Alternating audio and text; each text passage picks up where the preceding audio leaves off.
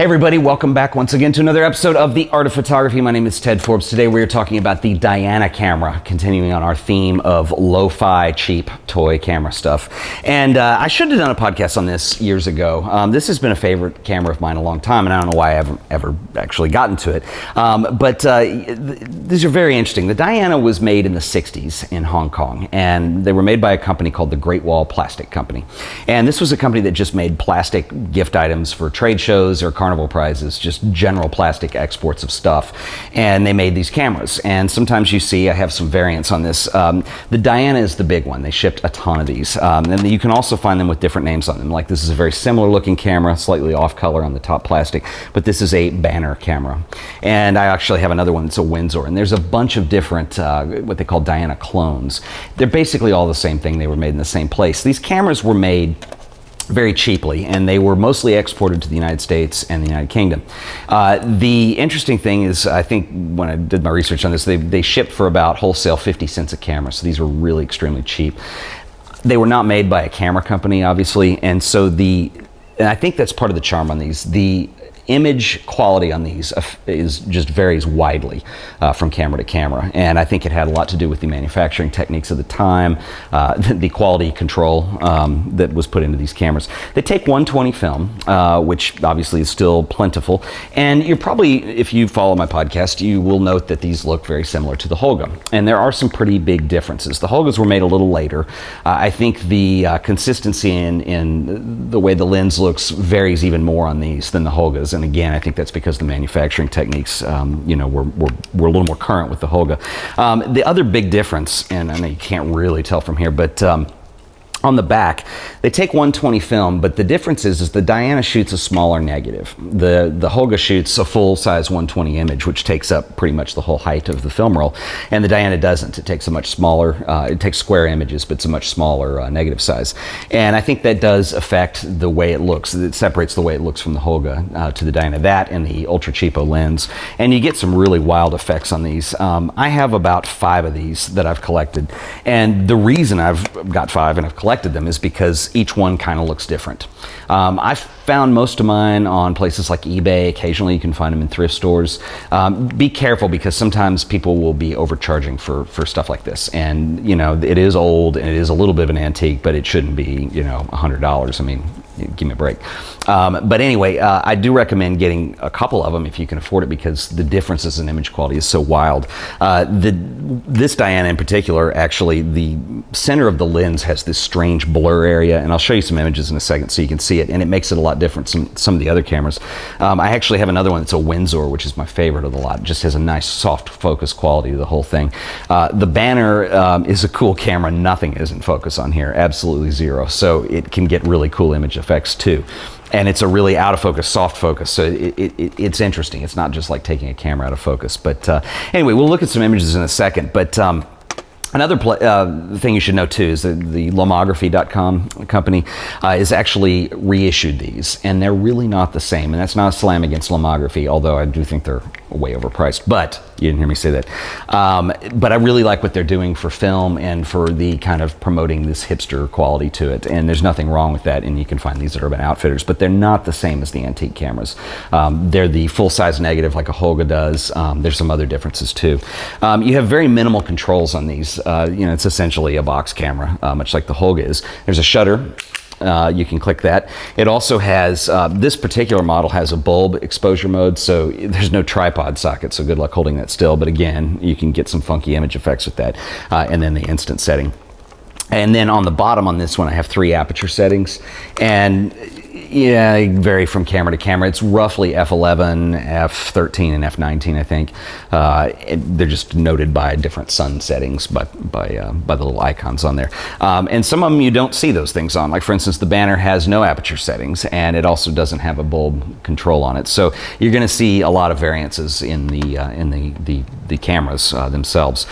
So anyway, one of I got a lot of emails and comments on the last episode, and people were saying, well, hey, that was really cool that you covered cameras. Can we see some photos taken on these? And I should have done that, and I will do that today.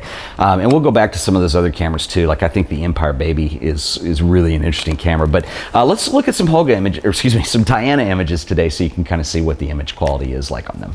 Okay, so we're looking at some images that were taken with Diana and Diana variants, in other words, the Diana clones. These are some images I shot a couple years ago down in Galveston, Texas on the beach there. It was in January, and it was a really nice day outside, a little cold to get in the water, but a good day to shoot pictures.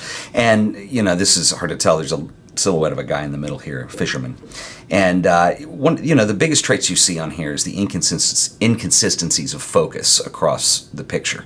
And I think that's the charm of the Diana. It's almost a tilt shift effect, but not quite. It's nowhere near that consistent. And again, it's just a warped plastic lens that was made to no quality control or specifications whatsoever. So sometimes these blocks look huge, or sometimes they look kind of tiny depending on where the focal length is.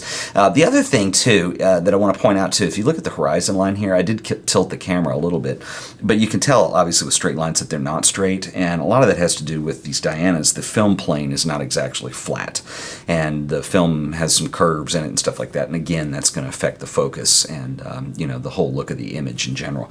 These images, I do remember taking these, and I had a orange and a red filter with me, and I was shooting on black and white film, and that helped just increase the contrast a little bit. So these are a little bit contrastier than what you're going to see out of a normal Diana. This was a orange filter on this one.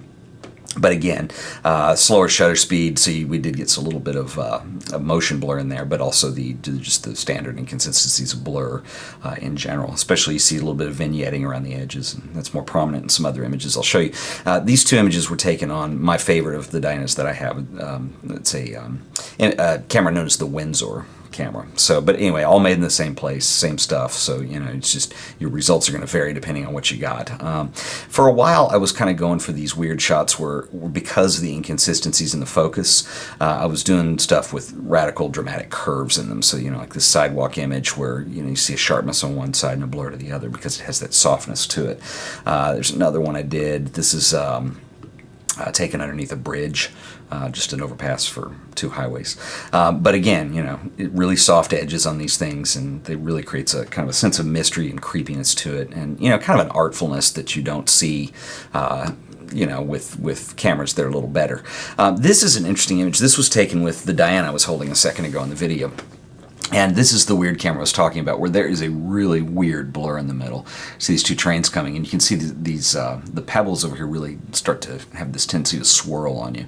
And it's almost sharp over here on the side. So again, that's why I have several of these cameras, and I know what I can get out of them. And this camera in particular gives you something that's completely dreadful, but very artistic at the same time. Like I said, you'll probably notice that these vary even more wildly than the Holgas do.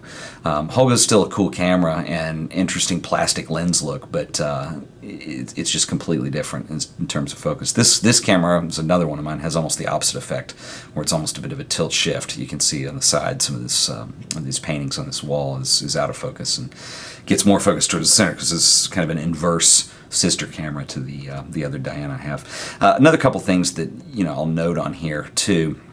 Shooting color on these is really interesting. You do get some color fringing. Usually in the blur areas, power lines, things like that tend to blur out a bit.